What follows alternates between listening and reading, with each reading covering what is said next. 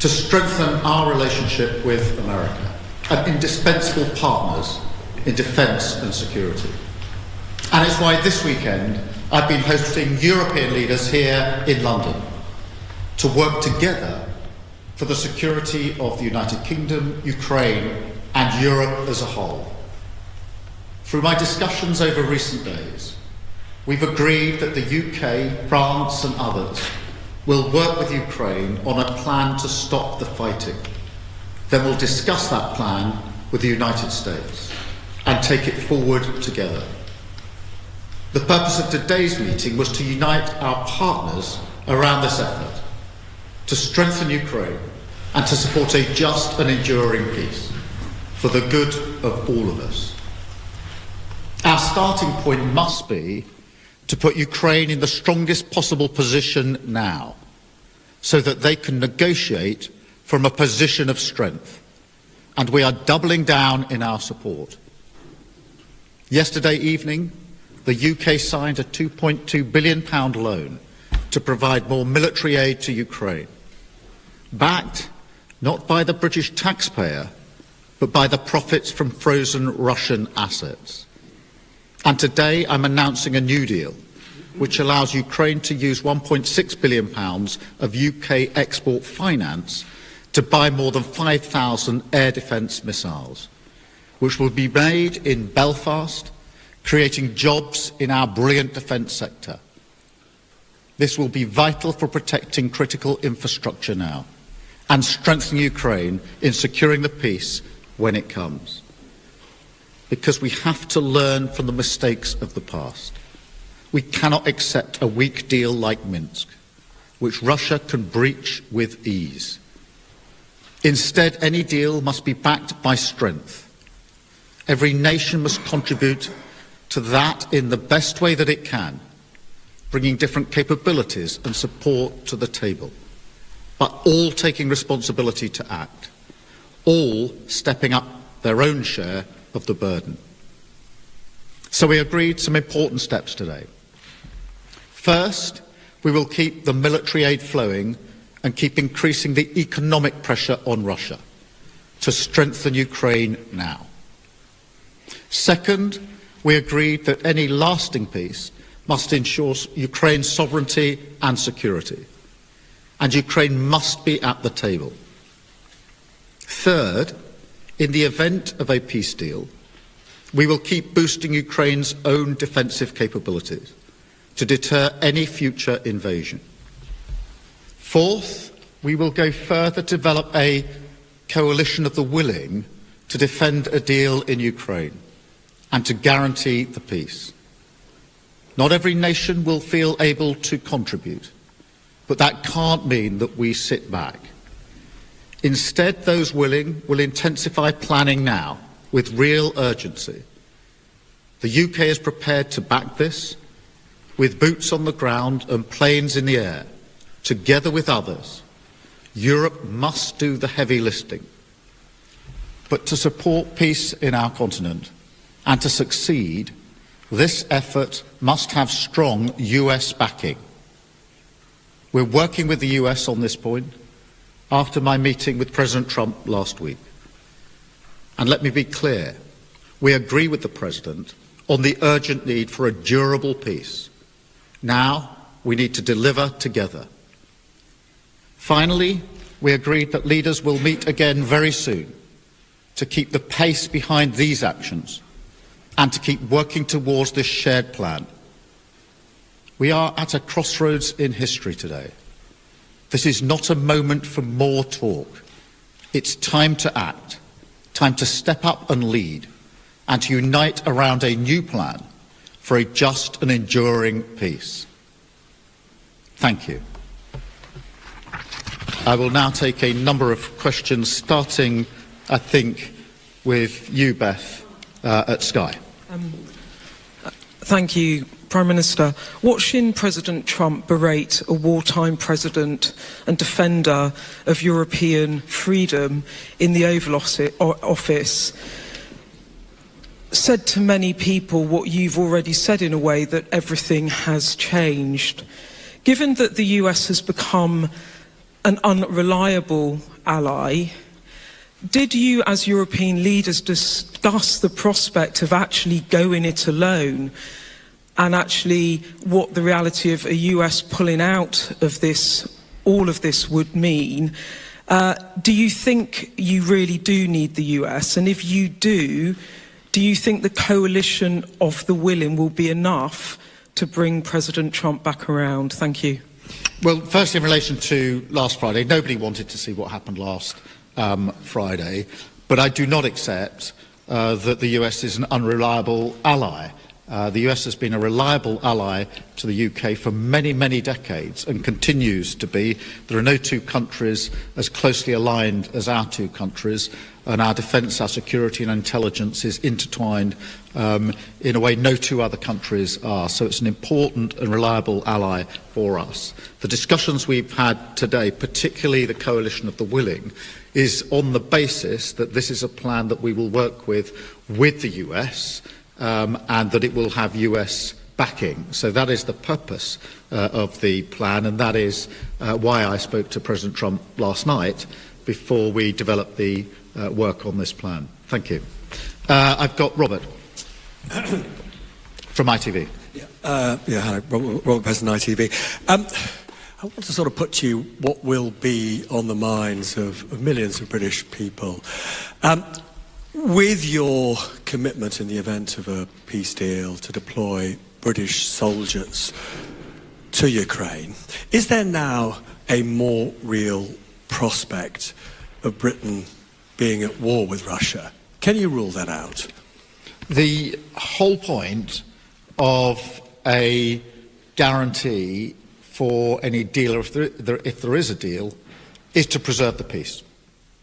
And if you want to preserve the peace, you have to be prepared to defend the peace. So the reason I've been forward-leaning on this is because I want to avoid conflict, because I do not want conflict in Ukraine, in Europe, and certainly not in the United Kingdom. I want stability in the United Kingdom. The way to ensure that stability is to ensure that we are able to defend a deal in Ukraine, because the one thing our history tells us is that if there is conflict in Europe, it will wash up on our shores. And already in the last 3 years, what's happened in Ukraine has had a massive impact on many working people back here in the United Kingdom, because their bills have gone up, their energy bills have gone up. There's been an instability in our economy caused by that conflict. So we are not unaffected by it. And of course, our own security and defence depends on the defence and security of Europe. So every step I am taking is in order to preserve peace, to avoid conflict, because the safety and security of the British people is my number one duty and responsibility, and I take it very seriously. Thank you. Chris at the BBC. Thank you, Prime Minister. Chris Mason, BBC News. After what happened the other night between Presidents Trump and Zelensky, do you feel a greater personal responsibility alongside President Macron and others for delivering a workable peace? And on the coalition of the willing, as you've described it today, are you persuading more people to join it? Thank you. On the question of responsibility, I do think the United Kingdom should step up and lead. We have done that historically as a nation, and we need to do it again. And that is why we're moving forward on this. On the coalition of the willing, yes, a number of countries have indicated today that they want to be part of the plan that we are developing. I'll leave them to make their own statements about exactly how they want to make that contribution. But we've been able to move that forward. I accept without criticism and with respect the position of other countries that may not feel that they want to contribute in that way. But I strongly feel that unless some move forward, we will stay in the position we're in and not be able to move forward. And therefore, it is a deliberate plan to ensure that we get some momentum and pace here. And it is intended to preserve the peace, and it's intended to ensure that we stay in lockstep with the United States, which is my strongly held belief the best way to preserve security and defence in Europe and security and defence in the United Kingdom. Any sense of how many join the vote? Well, a number indicated today that they wanted to be part of the more forward-looking element.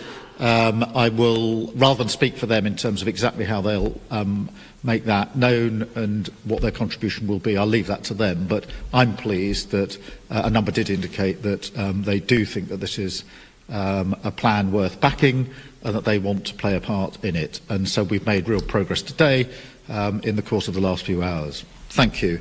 Alex. Thank you, Prime Minister. Alex Wickham from Bloomberg. I'm sorry. On your coalition of the willing, do you think it can be bolstered by countries that aren't just in Europe? Essentially, we've got Canada represented here today. Do you think you could get countries beyond Europe to join the coalition of the willing, essentially make it almost a transatlantic partnership? And also, in terms of your plan to present back to Donald Trump, how soon do you need to get that done? Is that something that really needs to happen very quickly in days? Thank you. On the countries beyond Europe, obviously we had Canada here, who've traditionally taken a forward-leaning role. They've been working very hard with us on issues like training, and they've been a reliable ally. And I'm encouraging of that because they are already deeply vested in Ukraine. As I say, they've worked on the training, amongst other things.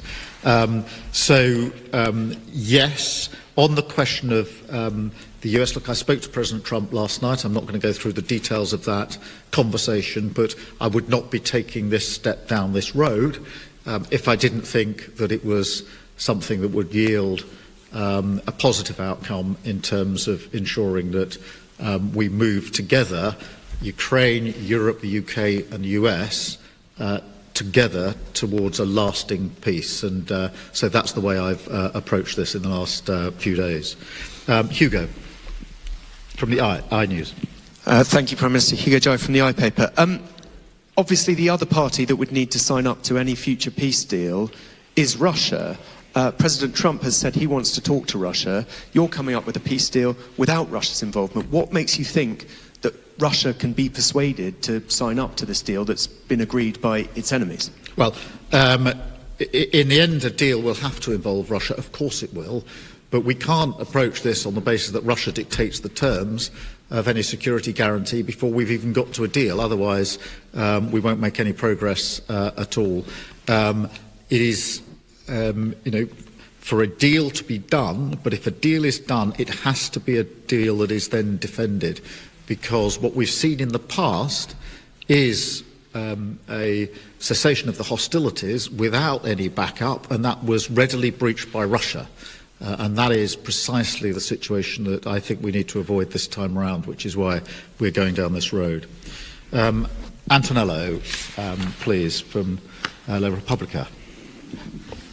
Thank you, Mr. Antonello from La Repubblica. The Italian Prime Minister, Giorgia Meloni, who you had a bilateral meeting earlier today, said that the West must not split on Ukraine.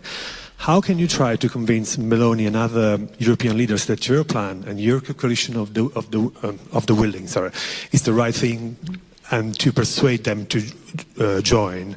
And do you fear that the West might split on this? Thank you. Well, firstly, I had a very good bilateral meeting with Georgia this morning. We had the first bilateral brunch, I think, in the history of British-Italian relations. So that was a first. We get on personally very well. And she's very clear, I don't want to speak for her, but I think her position is well known, that Europe and the US have to stand together and that bond must always be strong. So there's a huge amount of common ground between the way I see this and the way Georgia sees this. Particularly the view that it is important for the security and defence of Italy, of Europe and the United Kingdom that we work, as we've always worked, closely aligned with the United States. Thank you all very much indeed. Thank you.